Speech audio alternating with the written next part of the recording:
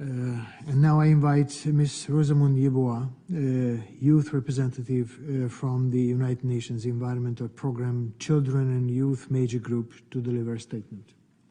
Thank you.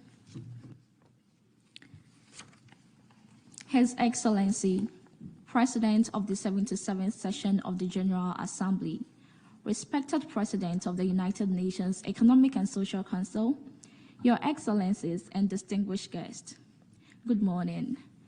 I'm Rosemond Yeboah, originally from Ghana, and I'm speaking on behalf of the Children and Youth Major Group for United Nations Environment Programme. Permit me to express my heartfelt gratitude and honor for this opportunity to address the General Assembly on the topic accelerating the achievements of the Sustainable Development Goals in middle-income countries, with a focus on the environmental dimension. The World Bank describes middle-income countries as a distinct group in terms of size, population, and level of income.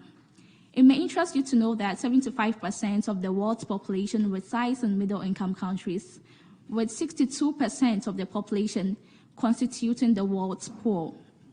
Middle-income countries account for approximately 1/3 of the world's economy and are significant drivers of global growth. It is therefore critical for us to address the environmental issues, which make up 1/3 of the 17 sustainable goals, interconnecting with good health and well-being, clean water and sanitation, responsible consumption and production, climate action, life below water, and life on land. What then are the challenges and gaps identified with middle-income countries? Carbon emissions from overexploitation of natural resources like oil and minerals have not only worsened the state of global warming, but has also contributed to the adverse effects of clean water, environmental degradation, air pollution, biodiversity loss, ocean acidification, and serious health complications. Using my home country, Ghana, as an example, the state of water bodies is transforming from clear to dark brown turbid water with loss of aquatic life due to illegal mining, what we call the galamsey activities.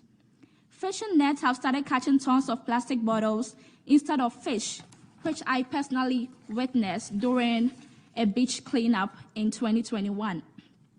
The landfills are crying out loud with undeniable order for rescue.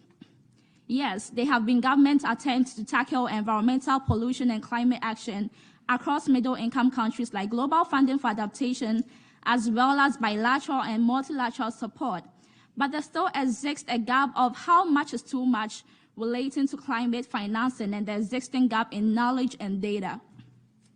Environmental crises are broadening inequalities and jeopardizing the achievement of 2030 agenda, particularly in middle-income countries. Inasmuch as we do the talking, it is important for us to discuss possible solutions. I agree with the notion that progress is impossible without change, and those who cannot change their minds cannot change anything.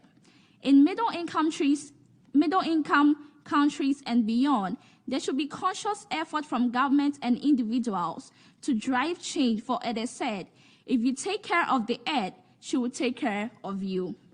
Therefore, to accelerate the achievement of the Sustainable Development Goals with focus on environmental issues, I recommend grassroots education on climate action and the Sustainable Development Goals in the language that people best understand. I call on developed countries to consciously consider their actions which cause massive effects of carbon emissions on middle-income countries and the world at large. Developed countries should honor their budgetary pledges towards climate financing, and governments of middle-income countries should be held accountable for every money spent to achieve Agenda 2030. All and sundry should commit to refusing, reusing, and recycling single-use plastics in accordance with responsible consumption and production.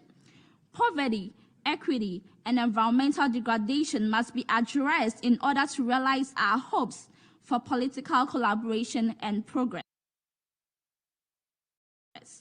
Also, integrating the inputs, contributions, and concerns of the youth into the decision-making process is essential at every stage of policy formation and global discussions, which is why facilitating intergenerational structures that include youth in active dialogue is important to achieve the SDGs.